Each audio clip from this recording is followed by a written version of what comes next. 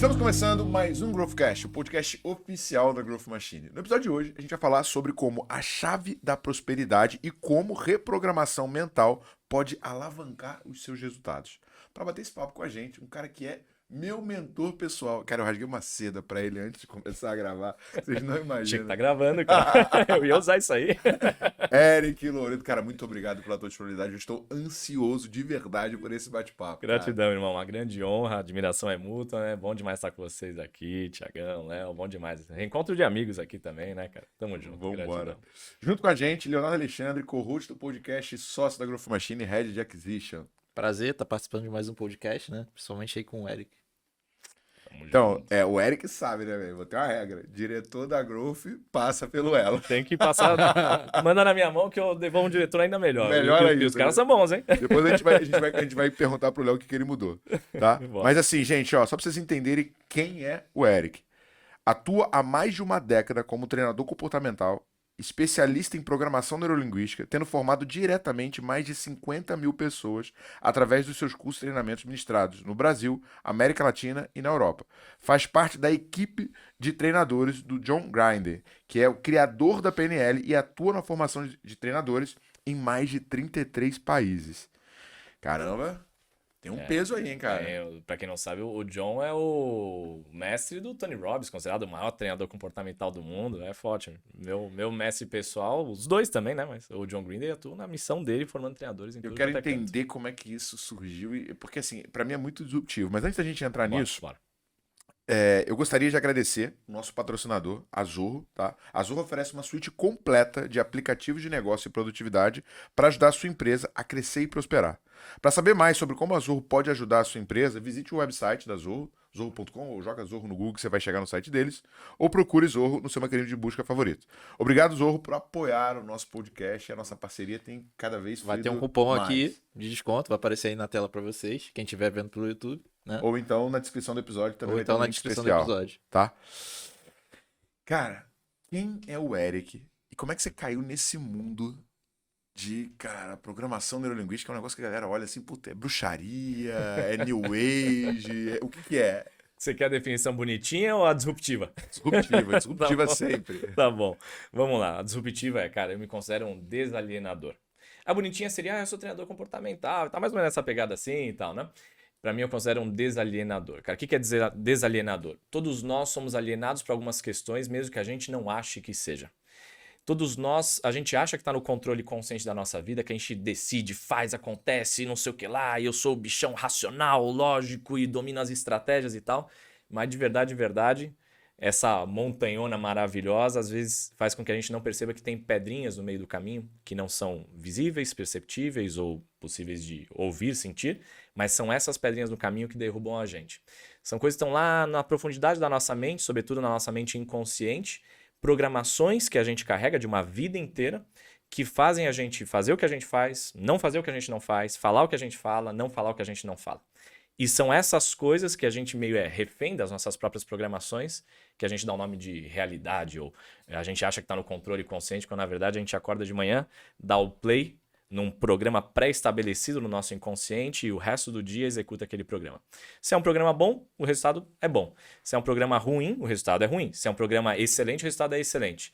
O problema é que a gente meio que é vítima disso dia a dia, semana a semana, mês a mês, ano a ano. Então, minha missão é ajudar as pessoas a quebrarem essa alienação e enxergar o que elas não enxergam. Perceber o que elas não percebem que está no inconsciente delas. É trazer à tona coisas que elas não perceberiam conscientemente por causa da ilusão de que nós estamos no controle consciente. Cara, nesse barco da nossa vida, da nossa mente, a gente é bem mais passageiro do que capitão. As pessoas, a maior parte das pessoas superestimam a capacidade consciente delas. Cara, sabe que, assim, uma febre que tem um pouco na literatura, né, foi os profissionais, principalmente psicólogos, que começaram a estudar, né, a teoria comportamental, né? Aí você tem lá o Daniel Kahneman com Rápido e Devagar, o Dan Ariely com Previsivelmente Racional, e foram surgindo vários pesquisadores, né, que não é simplesmente alguém que fala o que acha ou que acredita. Se a gente botar o próprio Robert Cialdini, né, que também é psicólogo, Também. né, e se criou ali uma série de teorias. E, cara, eu tava lendo, terminei de ler tem pouco tempo, o Animal Social. Bom. E ele fala no final, né, que, tipo, ele vai citando todos esses caras e ele fala assim que o Daniel, ele tem uma frase que é muito boa, que ele falou assim, que a gente, na maior parte do tempo, a gente se vê na nossa vida como motorista, Uhum. mas mal sabemos que estamos, Passageiro no banco de trás e o volante tá 10 anos luz à frente. que você não tá tomando as suas decisões, né? É. E, cara, e o Léo, assim, deixa eu te falar, Eric, eu sou fãzaço do Léo, tá fazendo um trabalho sensacional, Bom. escalou muito, cara, geração de lead, marketing, organizou o time. Só que o Léo, cara, ele tem uma dificuldade, porque ele é um cara mais nerdzão, ele é mais introspectivo, ele não se Aham. comunica tanto e tal. E eu falei, velho, vou botar esse cara lá pra pegar fogo, né? E aí, Léo, você não pode dar spoiler, tá? Porque senão você vai estragar Na o verdade, treinamento. pode, né? Mas Mas Pode, faz pode. diferença. Só não conta as técnicas, mas o que conta aconteceu o contigo resultado. assim, cara? Qual foi o que você entende que você saiu diferente ou qual foi a virada que você teve quando você fez um treinamento de desenvolvimento emocional? Então, acho que a questão toda é que no dia a dia, quando a gente para pra pensar, né? Se você parar pra ver, todos os cursos, todos os treinamentos que você faz realmente são coisas técnicas, né? Como que eu melhoro construção de dashboard, principalmente quem tem perfil analítico, né? O Que é cara, o meu o cara ainda é perfil. engenheiro, Tá vendo, né? né? Meu perfil é esse de organização, é mais analítico. Então, Processo, né? processo. Então, assim, o que eu mais faço curso é isso. Agora inteligência emocional, né? Você capacidade de entender melhor as pessoas, ouvir mais as pessoas. É onde as pessoas menos dedicam tempo e onde Uhum. deveriam gastar mais tempo. Então, acho que esse foi um primeiro impacto ali que você percebe o quanto isso pode influenciar. É. E o segundo ponto é você parar realmente ali um tempo da sua vida para olhar os pontos que você não tá vendo, né? Uhum. Tipo, tanto família, que às vezes você tá tão ocupado no dia a dia, né? Que você não percebe o quanto talvez você esteja deixando lacunas com as pessoas à sua volta, né? É. E sabe, um negócio muito louco, né, Léo? Que não é só curso e tal, né? A nossa vida inteira é isso aí, né, cara? A gente entrou na escolinha, duas primeiras coisas que aprendeu a ler na escolinha, ler e escrever. Pô, ler e escrever é uma atividade racional, lógica. Você junta letra, sílaba, palavra, sentença e tal. Aí depois vai lá, aprende a calcular, matemática, racional. Aí química, biologia, racional. Aí ensino médio, racional. Aí pós-graduação, doutorado, mestrado, tudo racional.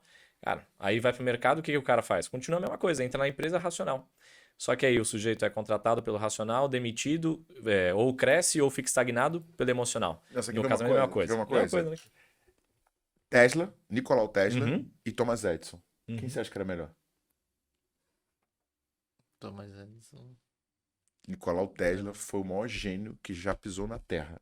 Esse cara, Inúmeras ele invenções conseguiu e fazer um construções. carro rodar uma semana sem combustível, sem nada. Ninguém consegue E explicar. subestimado, né? Só que qual que é o problema do Nikola Tesla? Controle emocional. Exatamente. Ele brigava com todo mundo, ele tretava, ele fechava as coisas. Cara, ele fechou um contrato de transmissão de energia que ele ficaria multibilionário. Uhum. Só que quando ele negociou, o cara não fez a conta de quanto que daria a conta no final, que ele cobraria por quilowatt e tal. No final, o cara renegociou e pagou nada pra ele. Uhum. Então, assim, Tesla foi. Tanto é que a Tesla, né, do Elon Musk, se chama Tesla em Por homenagem causa dele. ao, Uhum. ao Nikola Tesla. Só que ele teve uma guerra. Primeiro que ele foi funcionário do Thomas Edison. Thomas Edison roubou quase todas as invenções. Uhum. Boa parte do que a gente atribui a Thomas Edison, quem criou, foi o Tesla. Tesla. Eles dois brigaram e o Thomas Edison foi político e estratégico e conduziu da maneira correta. O Nikola Tesla não, ficou aí. E muita gente nunca ouviu falar nele. Cara, em vendas não é isso? Em empresário não é isso? No meu segmento é a mesma coisa, cara. Não necessariamente o melhor é o melhor tecnicamente. Às vezes o melhor tecnicamente, se ele não sabe se relacionar com as pessoas ao redor, cara, pode ser o bambam que for. Se fosse só técnica, todo analista de investimento sabia prosperar, era multimilionário. Todo gerente de banco era milionário. Ele vê Se lá o fosse cara que conhecimento- ganha, o cara que não ganha. Ele tem todas as estratégias na Informação frente dele, cara. privilegiada. Tudo. Dos bastidores, cara. Por que o cara não chega lá? O cara sabe qual que é o caminho da prosperidade, mas que não é saber o caminho. O que faz ele dar o passo, ou recuar, ou ficar parado, é o emocional, é o inconsciente, é o relacional. É isso. O racional, a estratégia. Eu posso trazer aqui. Eu fazia isso antigamente. Eu fazia formações de. Hoje em dia eu faço a formação da PNL, as imersões emocionais e tal. Falo de prosperidade também, mas antigamente eu só falava de prosperidade. Passei uma época só falando de prosperidade. Pegava a PNL, falava do lado emocional da prosperidade, o lado inconsciente da prosperidade. Fiz isso por anos, né? E vira e mexe eu ainda faço, na verdade.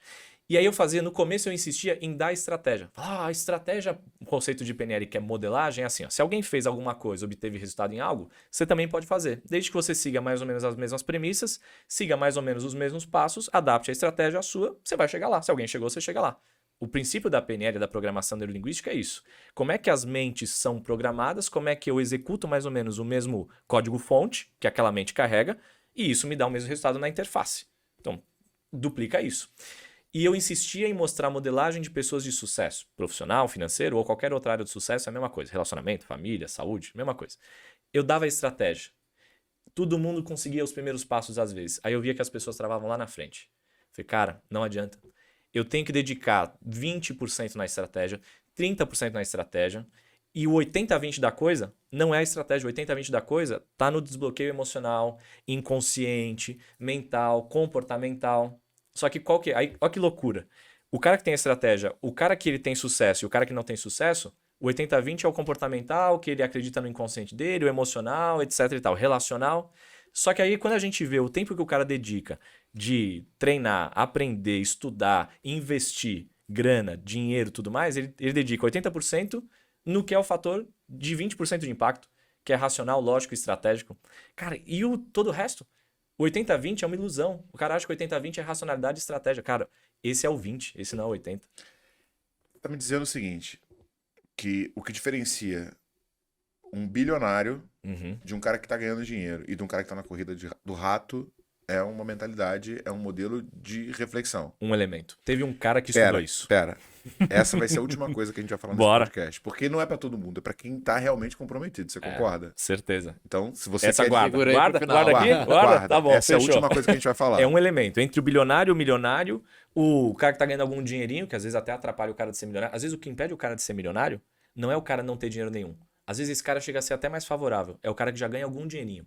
O que impede o bilionário não é que o cara tá na ziquezira completa, é o cara que já é milionário. Cara, você Tem sabe um elemento. Você sabe que você falando isso... Eu recebo muita mensagem no Instagram, né? Uhum. E eu recebi a mensagem de um cara dizendo, cara, velho, tô quebrando, tô no cheque especial. Você tem algum emprego pra mim na Growth? Aí eu perguntei, cara, primeira coisa, o que você quer? Você quer resolver a tua situação ou você quer um emprego? Exato. Aí ele, não sei. Eu falei, cara, ó, você tá com uma grande vantagem. Você tem uma vantagem que eu não tenho. Ele, como assim, cara? Você tá maluco? Como que eu tenho uma vantagem que você não tem? A necessidade de locomoção e de resolução que você tem nesse momento, por conta da minha condição atual, eu não tenho. É. Se você usar isso a seu favor, você vai se movimentar com um nível de energia e execução que hoje eu tenho dificuldade de colocar. Ele tem uma atração violenta. E não tem como ele fugir dessa atração, porque o inconsciente dele vai gritar pra ele vai se mexer. Sobrevivência. Só que ele tem que se mexer pelo motivo certo. Se ele E não vier, travar, né? Exato. Se ele vier querendo servir e entender que através do servir ele vai prosperar, lindo. Se ele vier pra receber e esquecer do que ele tem que agregar, já era. Mas se o cara te procura, provavelmente é porque ele já entende o teu jogo. Agora, assim, Eric, cara, no teu treinamento eu me impressionei muito com a tua oratória, com a maneira como você conduz a organização. Mas como é que surgiu o Eric, cara? Como é que você caiu nesse mundo? Como é que você conseguiu se conectar com o John, cara? Cara, você sabe de onde eu venho? Eu era executivo de multinacional, eu era executivo na América Latina, olha que doideira. Sério? Eu era executivo de logística, eu era do outro lado da mesa. E como é que você chegou volta um pouquinho antes, né? O que te fez chegar no... chegar a ser executivo? Olha que doideira. Excelente pergunta, porque o começo da história é igual ao fim da história. Já explico. O que é o começo da história? Eu já ia para os meus 20 e poucos anos, eu vou voltar. Por causa dessa provocação, né? Eu vou voltar. Quando eu tinha, cara, 15, 16 anos, eu era músico, eu sou músico desde os 13 anos até hoje e tal. Guitarrista de blues, faço jazz, MPB, e tal. Eu entrei pelo rock and roll, aí eu fui voltando pra origem da coisa. Eu sou guitarrista, Que Aí maneiro. eu fui voltando pra origem da coisa, aí eu cheguei no blues, e no blues eu me achei, e aí eu comecei a fazer o circuito, tinha empresário, produtor, abri show do Flávio Guimarães do Blues Etílicos, que é um dos maiores nomes do blues nacional, e mais uma galera. Então a gente fazia todo o circuito do interior e tal. E, cara, tinha um negócio, assim, pra mim o que era a música? Era o transcender, era o sair do dia a dia... óbvio, que eu achava raso. Eu olhava meu pai e falava, puta, eu não quero ter essa vida. Meu pai é engenheirão, tá? um cara do trabalho, um grande trabalhador, até hoje continua sendo. Eu ia falar, cara, eu gosto da força dele de trabalho, mas eu não quero repetir o mesmo programa todos os dias sem questionar pra onde eu tô indo. Pô, ficar 10 anos fazendo mais ou menos a mesma coisa, do mesmo jeito, puta, não é isso não me satisfaz. Tem uma busca por algo mais profundo, sempre teve isso em mim. Tipo, pra que a gente tá aqui? Né? Por que a gente tá aqui? Qual que é o sentido dessa parada toda? Tá, ganhar dinheiro pra quê? Viver pra quê? Trabalhar pra quê? Tem um lance além disso. E aí o músico, o que me chamava a atenção na música era essa possibilidade de ir mais profundo. Aí nisso era um passo pra eu começar a devorar filosofia e psicologia. Então, cara, eu tinha no subsolo da casa dos meus pais, tinha um salão velho lá. Eu, meu pai e 2 tios meus construímos um estúdio de música e uma antessala, que era meio que uma bibliotequinha minha. Cara, eu vivia lá. Eu eu trocava o dia pela noite. Eu passava a madrugada estudando, fumando um cachimbão. Cachimbo de verdade. Totalmente ilícito, totalmente ilícito. Não era o da paz, não, Não, galera. eu sempre tive um lado meio nerd, meio coxinha. Dos porra louco, eu era mais coxinha. E eu lá, cachimbão, charutão, com 16 anos já, maluco, né? E estudando filosofia, psicologia. E, cara, o meu mundo era o livro, o meu mundo era entender a mente humana, eu era apaixonado por aquilo. E a música, pra mim, era o lugar de eu dar vazão pra aquilo, com as letras, com a coisa toda e tal. E eu comecei a crescer e questionava meu pai, cara. Aí meu pai falou, pô, mas pra que você vai trabalhar todo dia? Pra que as pessoas entram no carro, vão, ou entram no ônibus, vão e voltam? Pra ganhar dinheiro? Ganhar dinheiro. Eu falei, pra quê? Pra dar um teto, pra comida, pra pagar as coisas pra você, Eric. Eu falei, tá, sou grato por isso, te agradeço por isso. Eu tinha uma arrogânciazinha, uma prepotência que passava do ponto, mas tinha um princípio nisso bom. Hoje em dia eu entendo que tava um pouco demais, mas tinha a semente do que hoje eu sou. E aí eu falei, puta, mas pai, no final das contas, se a gente desmonta tudo isso, a gente pega um tanto de terra, planta a nossa própria comida, tem nossa criação, nossa fazendinha, os bichos lá, não sei o que lá, e volta ao que era tudo antes. Você ia ser mais feliz ou mais... Porque meu pai vivia estressado. Você ia ser mais feliz ou você ia viver estressado? Eu acho que eu ia ser mais feliz. Então, cara, não é esse o ponto de chegada de tudo que você tá falando? Ter uma terra, um teto, comida, curtir, ter os amigos, tomar um vinhozinho? Então desmonta tudo. Desmonta tudo. No final das contas, a gente montou toda uma engenhoca que tá te trazendo estresse, tá te moendo. Montou as engrenagens que moeram você mesmo. Não faz sentido isso. Aí eu entendia que o trabalho tem um propósito mais profundo, que o dinheiro tem um propósito mais profundo. Falei, cara, também não é legal. Eu aqui, o bonitão, Desconstruir tudo. desconstruir tudo, sendo que quem tá bancando é essa máquina, o capitalismo, o trabalho, o mercado, etc e tal. Falei, não, quer saber? Se eu acho que tem um problema de alienação em como as pessoas vivem no mercado e no trabalho, então o problema não é o mercado do trabalho, o problema é a alienação que as pessoas têm. E elas têm isso em tudo. No relacionamento amoroso, em todas as áreas da vida delas, a mesma coisa. A forma como elas comem, a forma como elas se exercitam, tudo isso é a mesma coisa. Você quer saber, se eu acho que o lugar tá meio alienado, eu vou entrar no mercado para jogar esse jogo, para trazer um pouco desses conceitos para dentro do mercado. Aí meu pai me cobrou, né? Falou, ó, você é aí músico, não sei o que lá, isso aí não tá bom não, hein? Isso aí não tá bom. Você me dá um diploma, vai lá, faz a faculdade, vai pro mercado, depois, se você for alguém, você me critica de alguma coisa. Falei, acordo feito. Eu vou pro mercado, vou te entregar tudo que você quer e eu vou jogar esse jogo.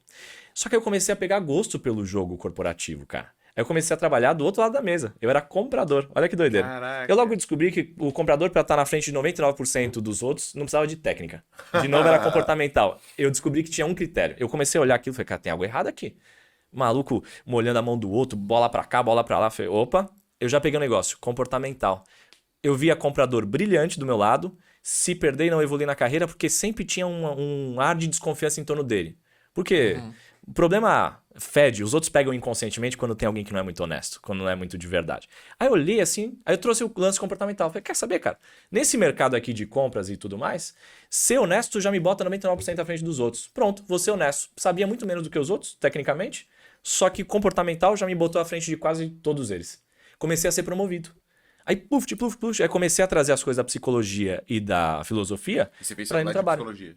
Eu não cheguei a fazer faculdade de psicologia, olha que doideira. Eu fui estudar só depois. Eu fiz faculdade de comércio exterior e me pós-graduei em logística empresarial. Aí eu comecei a ir atrás do conhecimento. Falei, pô, massa, tô crescendo, né? Virei coordenador de logística, era uma multinacional. Eu trabalhei em algumas empresas, mas a grande ascensão aconteceu numa multinacional espanhola. Hoje foi vendida para um grupo americano. É um braço associado à Apple de reparo e tal, mas trabalhava com automação bancária, comercial e tal.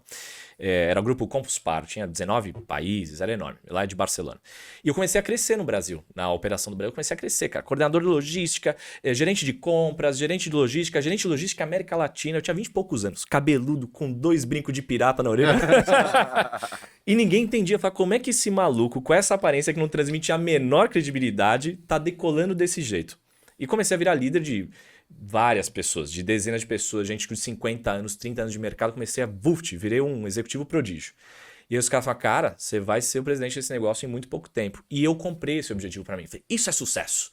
Sucesso é ser presidente de uma empresa. Eu falei, é o que meu pai queria de mim, eu acho. Acho que eu entendi. Acho que eu entendi o lance do mercado. Aí eu comecei a decolar, virei diretor de logística da América Latina com 20 e poucos anos, 24 anos, 25 anos. E aí eu ia assumir a operação do Chile, me mandaram em transferência, ia mandar transferência para os Estados Unidos, mudou a operação, falei, eu quero o cara aqui na Europa. Aí eu comecei a virar concorrido pela empresa. Aí eu estava no meio do processo de transição para a Europa, eu ia morar na Alemanha, eu ia ser diretor da operação de abastecimento e compras, eu negociava contratos na América Latina, eu ia negociar de todo o bloco EMEA, né? Europa e Ásia, né? Cara, só um ponto aqui, né, Olha que velho? doideira. É... Você não sabia dessa, né? Não, cara, nunca imaginei, cara, que tu era um cara de business. Achou que eu nasci em cima do palco. Eu não falava em público, cara. Eu era bloqueado pra falar em público. Mas só, assim, eu gosto. Uma coisa que eu sempre falo é o sucesso deixa rastro, galera. E olha duas chaves importantes que o Eric deu pra gente aqui. Primeiro, se comportar diferente. Né? Então, assim, se tem um padrão de comportamento, se todo mundo reclama do chefe, todo mundo fala mal da empresa, sei lá, só de você se comportar diferente, você já sai na frente de todo mundo. Já. E a segunda coisa que você falou tem a ver, cara, com você assumir um compromisso pessoal com o resultado que você tá buscando. Porque você Isso. falou, velho, eu quero esse negócio. Isso. Então, assim, não tem nada de genial nisso. É simples, Absurdamente simples, Simples. mas que te colocou na frente de 99% das pessoas. E, Thiago, na época eu não sabia nada de programação mental, PNL, mas eu já executava um negócio que depois eu entendi que eu sugestionava o meu inconsciente. E eu verbalizava isso para as pessoas. Quando eu assumia um posto, quando eu era promovido a alguma coisa do tipo, ou quando eu desbalanceava o dar e receber de uma forma tão obscena que a consequência era me promover, porque eu entregava tanto mais que ficava desconfortável para quem estava me pagando, inclusive, era de um jeito... A equação era impossível de não perceber. O que eu fazia? A hora que eu era promovido ou que eu causava a minha promoção, porque nós causamos isso diretamente, depois eu fui entender, eu já determinava qual era a próxima promoção que eu ia ter, qual era o próximo lugar para onde eu ia. Eu programava, às vezes saía exatamente o que eu tinha programado, às vezes não, às vezes surgia um negócio novo que muitas vezes era até melhor do que eu tinha imaginado. Mas eu o tempo todo, eu chegava num posto, eu era grato por aquele lugar, mas eu já sugestionava, cara, beleza, da hora, tô curtindo aqui, mas para onde eu vou agora? Agora eu quero ir pra fora do país. Cara, Puf, América Latina. Entendeu?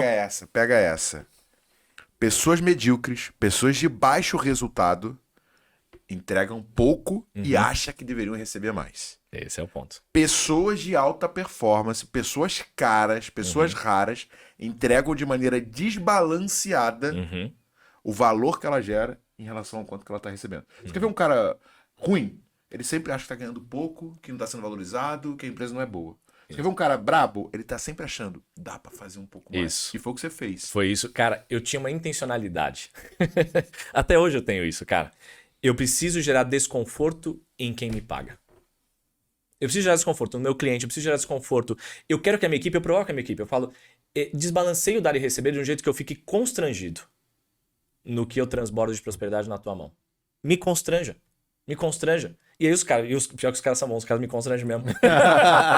Ó, você que é empreendedor, que tá ouvindo esse podcast, que acha que o teu time em algum momento, né, não tá entregando tanto quanto deveria, manda esse episódio. Pega aí o botãozinho compartilhar, manda pra galera. Manda no WhatsApp da empresa. Fala assim, galera, dever de casa, assistir esse podcast inteiro e me entregar um resumo. Quem fizer isso, eu vou promover. Isso. Tá?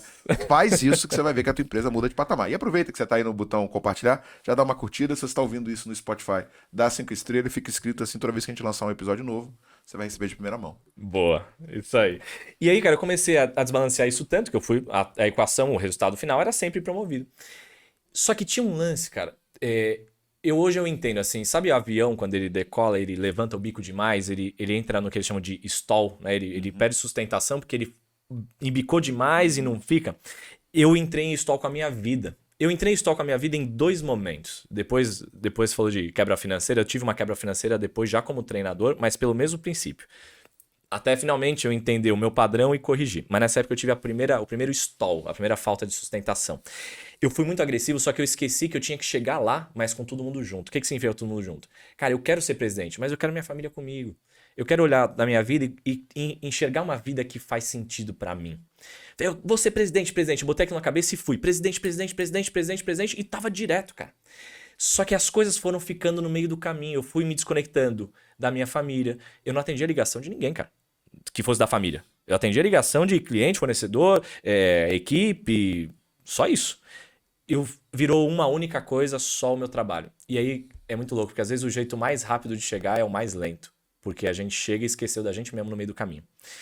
E aí, cara, eu decolei, dali a pouco eu comecei a sentir um vazio estranho. E aí o inconsciente, a mente inconsciente, às vezes ela é meio dura no jogo, mas só quando. O remédio só é muito amargo quando o paciente tá precisando.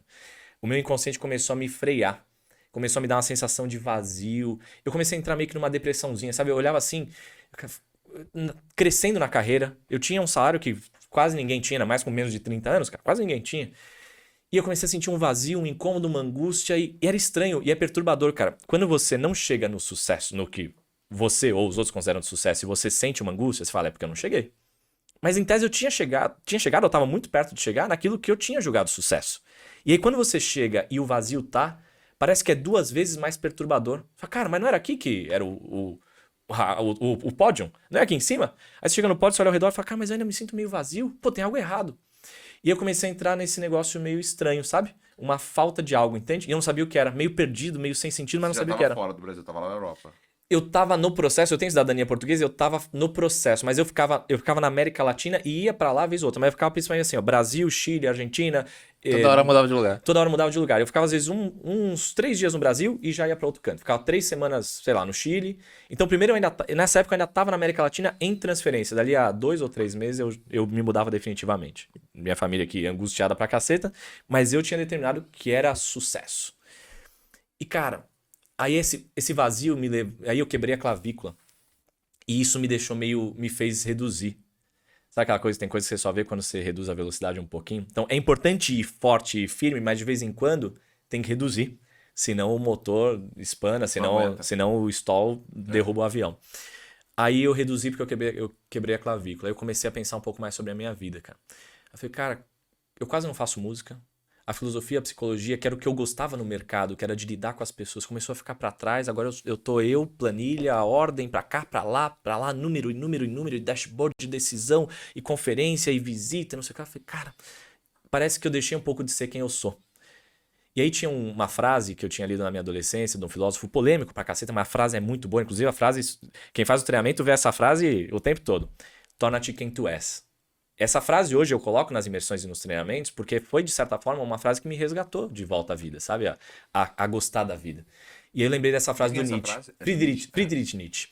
E essa frase do Nietzsche perturbadora. Eu falei, cara, me torne quem tu és, então, porra, em algum ponto da jornada eu deixei de ser quem eu sou. Faz sentido. Eu falei, preciso achar alguma coisa.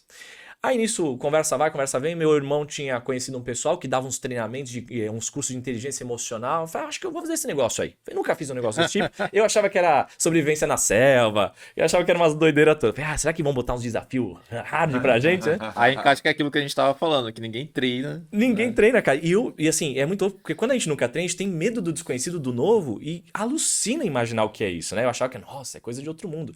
Mal sabia eu que era muito mais simples e muito mais conectado com. Não, mas quando eu fui fazer teu treinamento, eu fui com medo, cara. Não é? Eu tinha 2 medos. O primeiro medo era de eu não me entregar. Aham. Porque, pô, sou racional pra caramba, acho que todo mundo tem isso. E o segundo medo era que eu sofri um pouco disso, que era fazer engenharia reversa. Como é que os caras fazem o que fazem? Agora é Rexoriana que ele tá Exatamente. É Rexoriana que ele tá usando. Exatamente. E assim, ainda mais homem, né, cara, que tem a tendência a ser super racional, lógico, cético. E eu ainda sou cético, porque é porcaria. Só que tem um ponto que o ceticismo passa a ser uma desconfiança generalizada no ser humano, nos outros, nos processos. E, cara, eu perdi muita oportunidade por causa desse ceticismo exagerado. Me lembra só de falar. Eu quero te falar a minha frase preferida do Nietzsche, mas depois que você fechar. Bora. Eu tenho uma também que eu gosto até mais do que o Torna-te quem tu és. Vamos ver se é a mesma ou se é a outra. Se for diferente, eu falo a minha também. E aí, cara, eu peguei aquele Torna-te quem tu és e fui pro curso e tal, fazer esse negócio. E, cara, homem, racional, cético, puta, às vezes a gente perde muita oportunidade por isso. Acho que o emocional é sinônimo de fraqueza, emocional é sinônimo de desequilíbrio. Cara, por que a gente gosta, por exemplo, muitas pessoas, muitos brasileiros gostam tanto do Senna? Porque o Senna era um cara passional. Cara, a gente falou de Tesla, de Edison. Cara, a gente pode falar que qualquer grande construção, qualquer grande feito da humanidade, cara, tem um fundo extremamente emocional. O cara não faz uma descoberta incrível que muda o rumo da humanidade por causa de uma estratégia ou de uma racionalidade. Quando a gente olha na interface, parece que é isso, mas se você olhar os grandes feitos, as grandes histórias, coisas que mudaram a vida de um ser humano ou da humanidade, nasceram de um grande estado emocional, de um grande poder emocional. Então é muito louco, a vida nasce de um grande poder emocional. Cara, não tem como surgir a vida, não tem como existir a concepção sem poder emocional. E aí às vezes a gente vai se enfiando no buraco da racionalidade, achando que, não, eu sou foda, porque é inteligente e tal, e eu achava esse negócio. E aí a gente vai percebendo que a gente vai baixando o nosso nível de resultado e performance na ilusão de que estamos no controle. E aí eu descobri isso aí. Eu falei, cara, eu preciso mexer no emocional. Aí eu fui, fiz o curso, e aí teve um momento desse curso que um grande mestre meu, Neil Negrelli, um cara maravilhoso, um grande mestre por anos meu, ele soltou uma frase que mexeu comigo. A frase era a seguinte: Eric, se acabasse tudo aqui hoje, tipo, se hoje fosse o último dia, se acabar. E às vezes a gente fala, se hoje fosse o último dia, o que você faria? Cara, não é da boca pra fora. É assim, irmão, parou tudo, cara. Parou tudo. É você com você agora. É você na calada da noite. O Rio, que era um poeta, falava isso. Você na calada da noite quando não tem nenhum papel, nenhuma máscara, nenhuma distração. É você e com a tua consciência e com a tua inconsciência, eu diria. Se hoje acabasse tudo aqui, daqui a 5 minutos, puf, já era. Morreu. Corpo imóvel, frio, já era. Acabou essa vida, essa existência do jeito que você conhece. Ah, você conhece, você acredita em outras vidas, em reencarnação? Tô nem aí pra isso, cada um acredita no que quiser. Mas essa existência desse jeito, essa caminhada, acabou. E aí? Teria feito sentido ou não? Cara, e é muito louco, porque assim, se eu respondesse conscientemente, eu acho que eu dei essa ajeitada na cadeira na época que nem eu dei agora. Se eu respondesse conscientemente, eu diria sim, veja, eu evolui na minha carreira. Só que de repente começou a me vir assim, ó, a minha família ficou pra trás. A minha música ficou pra trás. A minha felicidade de alguma forma ficou pra trás. Eu olhei e falei, cara, aquele brilho no olhar que tinha aquele Eric ficou pra trás. Aquela paixão pela vida, aquele entusiasmo ficou pra trás. Aquilo que me fez curtir tanto quando eu cheguei no mercado, quando eu comecei a sentir que eu poderia produzir uma mudança positiva ao meu redor, ficou pra trás. As pessoas iam falar comigo na minha sala, eu nem olhava pra elas, cara. Eu tava olhando sempre pro computador ou tava de costas. Às vezes eu nem virava pra pessoa. Falei, cara, as pessoas ficaram pra trás, a minha família ficou pra trás e até eu fiquei pra trás. De algum ponto, sei lá, eu sou uma representação de quem eu costumava ser e só eu fui embora. Só essa representação decolou. Só que no final das contas, esse decolar é vazio. Aí eu olhei e falei, cara, se eu tivesse chego carregando a minha verdade, eu tava bem mais feliz. Aí eu pensei, falei, quer saber, já que eu vou carregar a minha verdade, eu vou carregar a minha verdade de vez. Eu vou viver do jeito que aquele Eric de 15, 16 anos gostaria de viver. Aí num outro exercício que veio, eu voltei no tempo, pensei, fiz um reencontro mental e emocional com aquele Eric. Falei, Ericão, aí na madrugada, aí no estúdio, aí no subsolo da casa dos teus pais, devorando as filosofias e a psicologia. Se você retomasse o controle da vida, te devolvo o controle da vida. Quem você queria ser? Que vida você queria levar, meu irmão? Aí eu comecei a enxergar que não era necessariamente a música, mas era produzir transformação nas emoções e na forma como as pessoas vivem. Que as pessoas tivessem mais profundidade. A música era o instrumento. A música era o instrumento. Aí que eu entendi, cara. O meu negócio não era música. Era que as pessoas questionassem o sentido da vida, vivessem uma vida que fizesse sentido de verdade. E aí elas vão pro mercado conscientes do que elas estão fazendo. Aí elas não são manipuladas pelo mercado, pela empresa, pelo faturamento, pelo lucro. Elas usam o faturamento, o lucro, para elas viverem a verdade delas. Elas usam a empresa delas para elas viverem a verdade delas. É como se a empresa se submetesse, fosse hierarquicamente inferior ao que elas acreditam que é o papel delas no mundo. E não o contrário. Tem gente que acha que a empresa manda no papel dela no mundo. Não é isso. A empresa é o instrumento para você viver a tua verdade. O dinheiro é o instrumento para você viver a tua verdade. A família é o instrumento para você viver a tua verdade. Que verdade é essa? Cada um que tem a sua. Aí eu olhei e falei, cara, minha verdade não é ser presente de nada. Minha verdade é servir as pessoas para que elas entendam a mente delas, a mente inconsciente delas, as emoções delas, tudo aquilo. Eu tava na linha certinho. Foi massa eu ter ido para toda essa jornada no corporativo? Foi lindo, cara. Hoje eu uso isso nos treinamentos. Hoje eu consigo conectar com as dores. Ou seja, eu consigo vestir a roupa do mercado para entrar no mercado e humanizar o mercado. Sem isso eu seria um cara de fora. Eu seria um empreendedor de palco, que a gente fala. Eu não teria essa verdade. Hoje eu enxergo os dois lados. Então eu entro no jogo para transformar esse jogo. Foi aí que começou. Aí eu falei, cara, Mas quer aí, saber? tu saiu de lá e Eu- é na porta. No domingo saindo, eu já falei, eu vou trabalhar com isso daí. O pessoal, não, calma, vai pra casa, descansa, você tá entusiasmado. É porque Eu você falei, é não, muito cara, acelerado. Né? muito, cara. Aí eu falei, cara, eu vou trabalhar com isso daí, cara. Assim, na abertura do curso eu já olhei o negócio e falei, puta, eu achei uma via prática de entregar tudo aquilo que eu acreditava. São essas técnicas. Aí eu comecei a estudar e eu vi que era muito mais do que aquilo, que o buraco era muito mais embaixo, tinha muito mais técnica, muito mais vertente. Eu comecei a estudar e treinar e tudo, Mas tu já cara. pediu demissão direto? Não. Cara, eu tentei levar a vida em paralelo. Eu falei, tá, eu já sei que é isso, mas vamos fazer uma transição harmoniosa. Aí eu pensei, eu vou ficar aí pra mais 1 ano, 2 anos fazendo a transição. Puta, eu não aguentei. 3 meses depois eu pedi demissão. Falei, cara, a verdade é que eu posso voltar pro mercado como alguém de fora do mercado para transformar o mercado, mas ser do mercado e ser do comportamento humano ao mesmo tempo, não vai rolar. Aí eu falei, eu vou pro comportamento humano, porque o volume de coisas que eu queria estudar no Brasil e fora do Brasil não dava agenda. Aí eu pedi demissão, ninguém entendeu nada. Porque os caras falaram, meu, você tá a um passo de chegar onde você queria, velho. Você vai assumir a diretoria das maiores, você vai chegar na presidência em pouco tempo, cara. Aí, cara, chegar no sucesso e encontrar vazio é tão perturbador quanto não chegar. Caraca. Então eu vou redesenhar esse negócio. É forte. Profundo. E aí, cara, comecei a treinar em equipes de treinamento, comecei a ajudar pessoas como voluntário. Eu pagava pra trabalhar. Pagava pra trabalhar. Mas aí tem gente que fala assim, não se pode ganhar dinheiro com o que se ama. Cara, não se pode ganhar dinheiro com o que se ama, nada a ver. Se pode... Idiota, afirmação. Nada a ver. Assim, só se pode ganhar muito dinheiro em muita abundância, prosperar muito com o que se ama. Porque se você ama aquilo, você vai fazer muito mais, com muito mais esforço. Qualquer desafio vai ser nada. Vai pesar de vez em quando? Vai pesar, você vai ser moído, mas você vai resgatar de novo, você vai se levantar e vai de novo. Cara, Se você não ama, qualquer lombada te derruba. eu quero resgatar aqui, porque tem muito a ver com o que você falou, Manda bala. a minha frase favorita.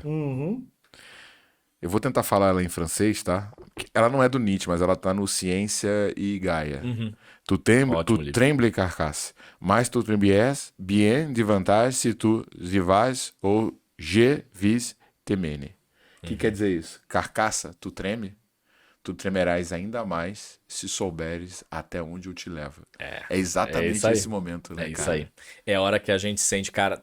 O Napoleão Hill dizia que tem um segundo eu dentro de si. Hoje eu entendo, explicando pela ótica da PNL, que existe uma essência, existe uma alma, existe uma verdade, existe um inconsciente que diz, ó, é por aí, é por aí, é por aí.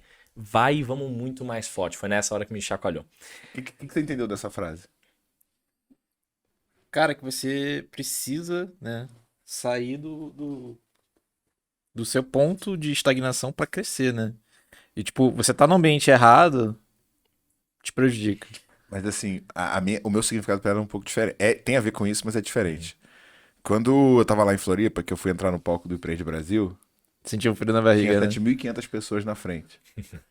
Só que você não consegue entender com o teu modelo mental o que te aguarda, o teu futuro. É. E aí, eu sempre falo essa frase toda vez que eu tô numa situação de medo. Eu falo, carcaça, tu tá com medo? Tu mal sabe pra onde a gente tá. É que estamos no caminho certo. Esse é só o começo. É. E o inconsciente ele dá um sinal de sim, né? Vai.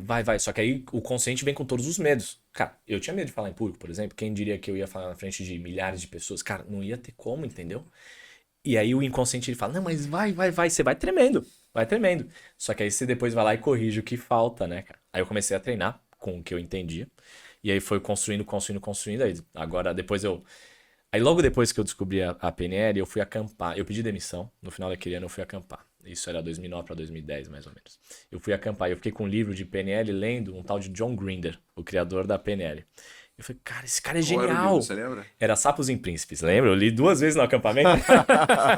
Li de frente pra trás, de trás pra frente. Cara, e É muito comum a metáfora, né? Uhum. Sempre tem metáfora, Sempre né? tem. É que a PNL usa a metáfora. Mas assim, metáfora tá em todos os lugares. Tudo é metáfora. A vida é uma metáfora, mas isso é um buraco mais profundo. A metáfora é a via de acesso mais direta a transformar a nossa mente inconsciente. Quando a gente assiste o videozinho da Disney, da Pixar, aquela coisa encanta, aquilo lá é uma metáfora para distrair o consciente, enquanto os grandes ensinamentos são enviados diretamente para o inconsciente. Quando eu estou contando a minha história, quem está ouvindo a gente não está ouvindo a história do Eric. Eu não vim aqui falar da minha história simplesmente. É que na minha história já estão os princípios produzindo transformação enquanto a pessoa me ouve, porque a pessoa nos ouve consciente e inconscientemente. E a estratégia é o quê? Tipo, porque no Elo você faz isso o tempo inteiro. O tempo todo. A história das pedras. O né? tempo todo. Quando você vai pra metáfora, você desarma a defesa do consciente, é isso? O consciente Esse é o jogo. O consciente fica distraído. Imagina que o consciente é o vigia do grande vai lá e palácio. fala. Exato. O vigia o consciente é o vigia do grande palácio, que é o que realmente importa, que é a mente inconsciente.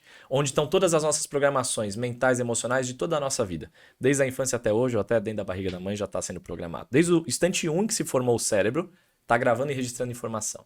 Esse inconsciente tem um julgamento, uma parede, que a criança até os 7 anos não carrega essa parede tão forte. Dos 7, 8 anos em diante, ela começa a criar uma crítica, um julgamento. É uma parede, é um vigia. Não deixa você acessar tão fácil.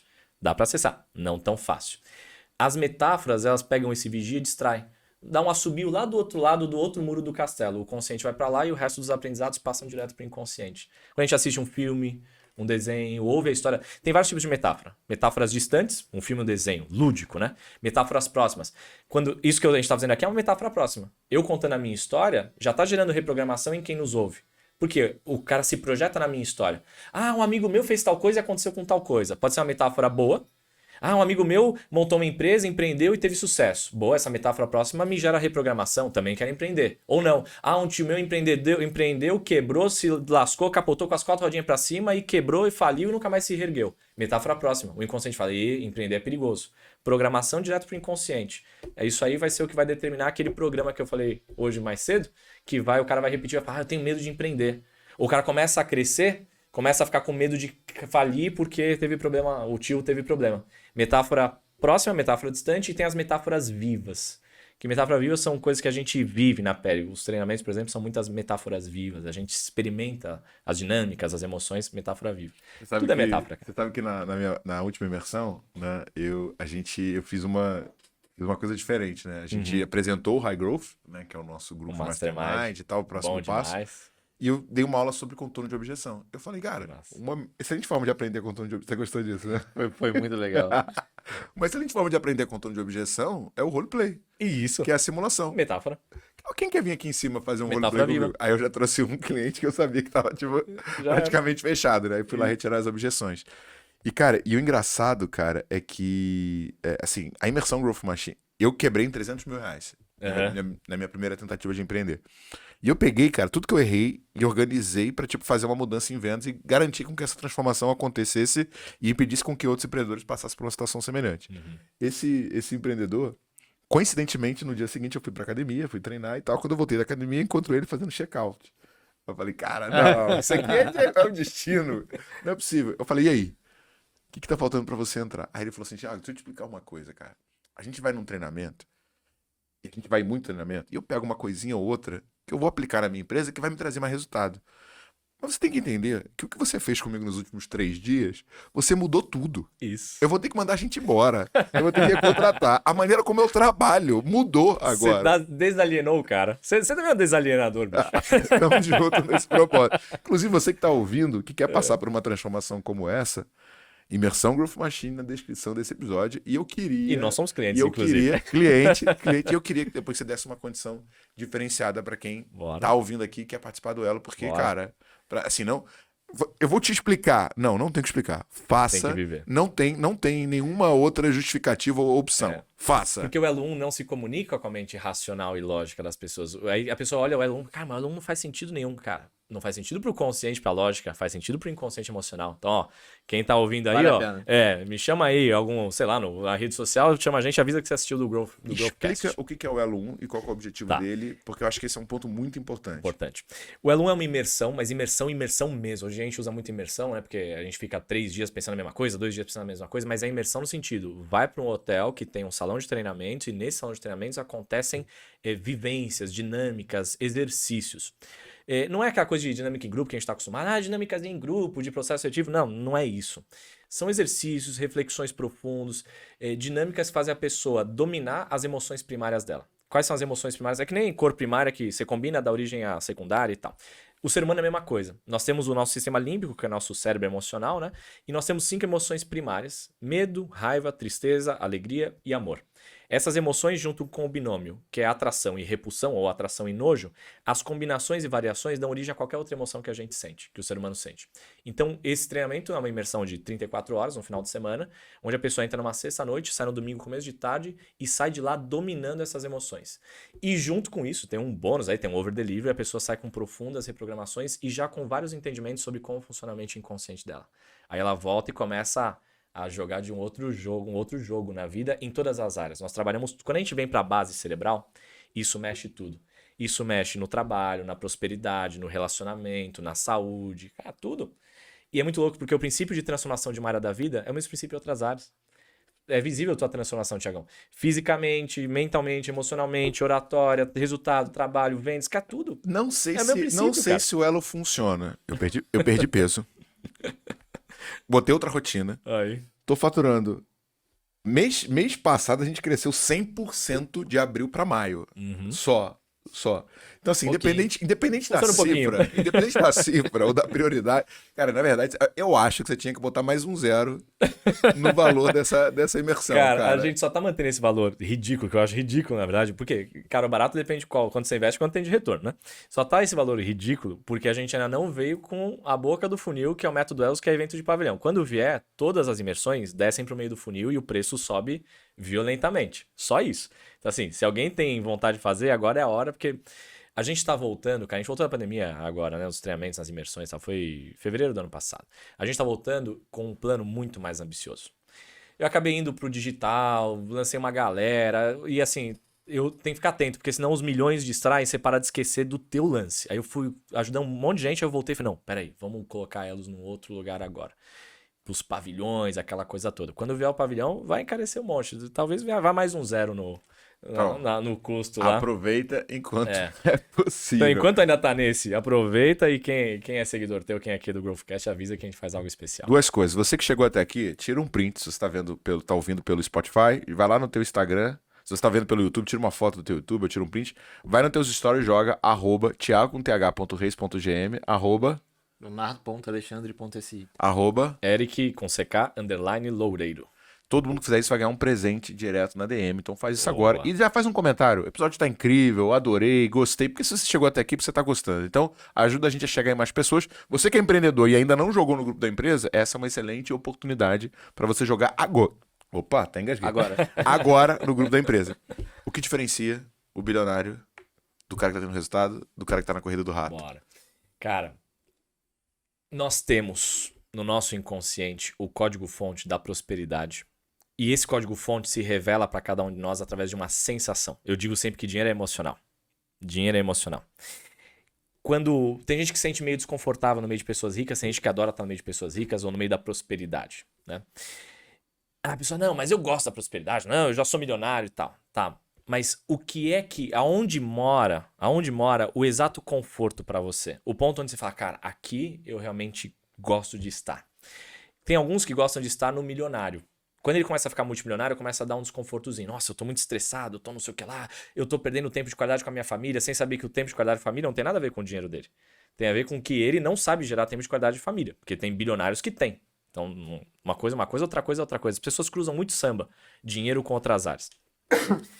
Então, assim, existe em todos nós um inconsciente, um código-fonte da prosperidade que foi criado quando? Na nossa infância, adolescência, predominantemente, alguns na vida adulta, foi lapidado, mas predominantemente infância e adolescência, que determina onde você se sente bem na escalada financeira.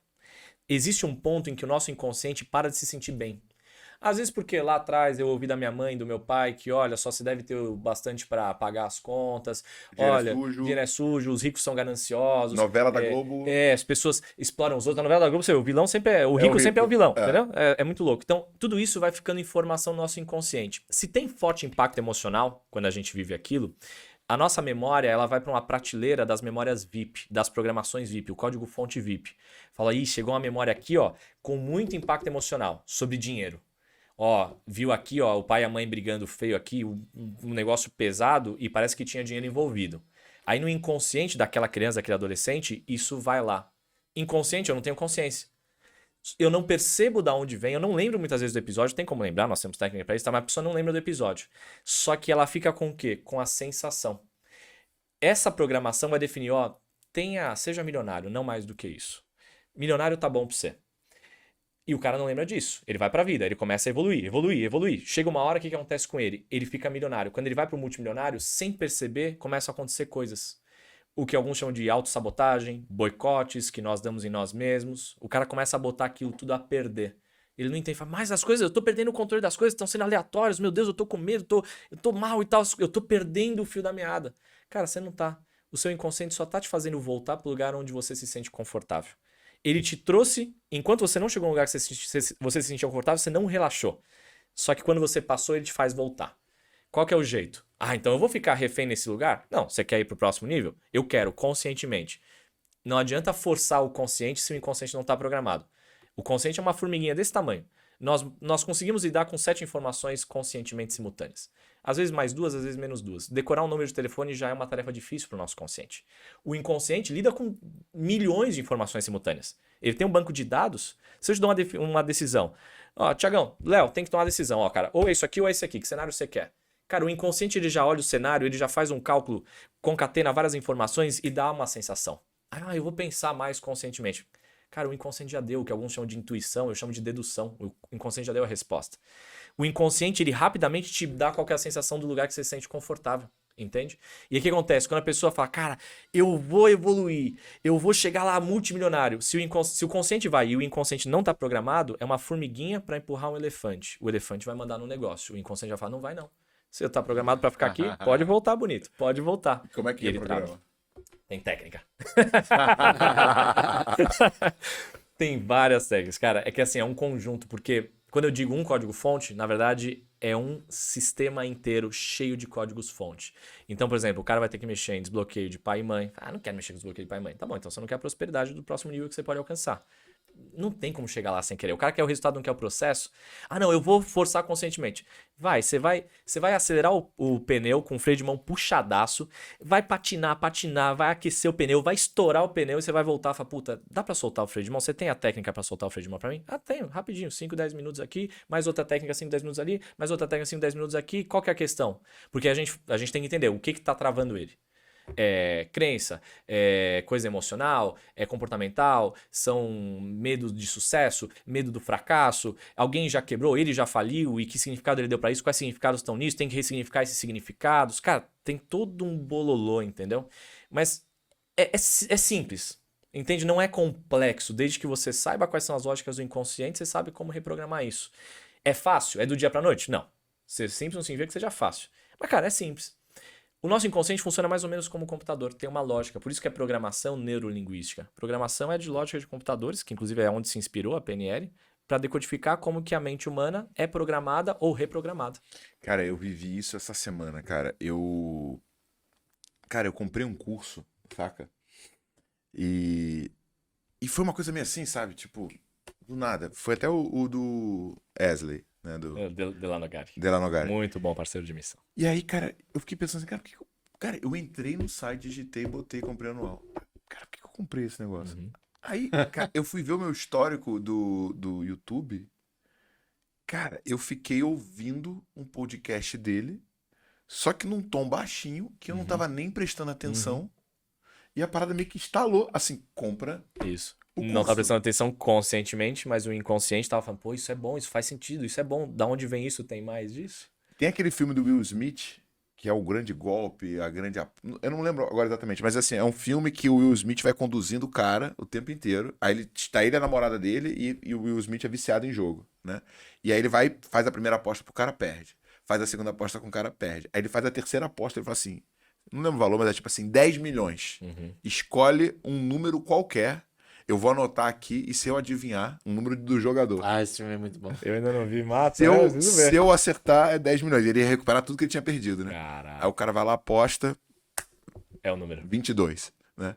Aí, cara, ele volta explicando. Tipo assim, desde de manhã, ele acordou, o andar era 22. Passou um cara com uma blusa escrito 22. Tinha uma manifestação com uma placa de 22. A música várias que tocava no coisas rádio 22, era 22. 22. Então, assim, o quanto que ele sugestionou o cara pra chegar no 22. E nós nos sugestionamos os outros, somos sugestionáveis. É muito louco. E assim, isso é perigoso. Não, isso não é perigoso, isso é maravilhoso. Depende de qual é o conteúdo do sugestionamento. Se você usa isso a seu favor pra te levar pro próximo Exato. nível, ou se você tá deixando isso te travar aonde você tá Tem gente agora. que tem medo. Ai, meu Deus, quer dizer que eu sou sugestionável? Todo mundo é, eu também sou. Todo mundo é, claro que sim. Pra conta. Fechou.